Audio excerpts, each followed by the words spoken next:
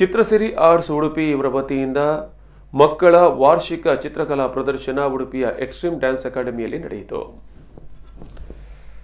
ಈ ಕಾರ್ಯಕ್ರಮವನ್ನು ಕರಾವಳಿ ಚಿತ್ರಕಲಾ ಚಾವಡಿ ಮಂಗಳೂರು ಇದರ ಅಧ್ಯಕ್ಷರಾದ ಗಣೇಶ್ ಸೋಮಯಾಜಿ ಉದ್ಘಾಟಿಸಿದರು. ಮುಖ್ಯ ಅತಿಥಿಗಳಾಗಿ ಮಹೇಶ್ ಮರಣೆ, ಪ್ರಕಾಶ್ ಬಂಗೇರ ಹಾಗೂ ಬಬಿತಾ ಸುವರ್ಣ ಉಪಸ್ಥಿತರಿದ್ದರು.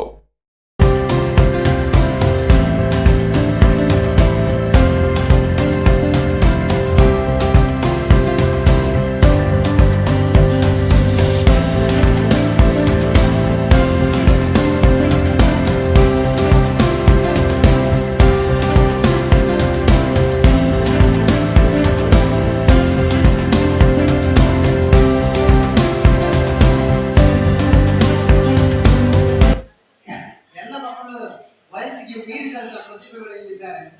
ನಮಗೆಲ್ಲ ಪ್ರೈಮರಿಯಲ್ಲೆಲ್ಲ ಯಾವ ಗುರುಗಳು ಇರಲಿಲ್ಲ. ನಿಮಗೆಲ್ಲ ಈಗ ಒಂದು ಒಳ್ಳೆ ಗುರುಗಳು ಸಿಕ್ಕಿದ್ದಾರೆ. ಈ ಜಾಗದಲ್ಲಿ ಇನ್ನಷ್ಟು ಹೆಚ್ಚಿನ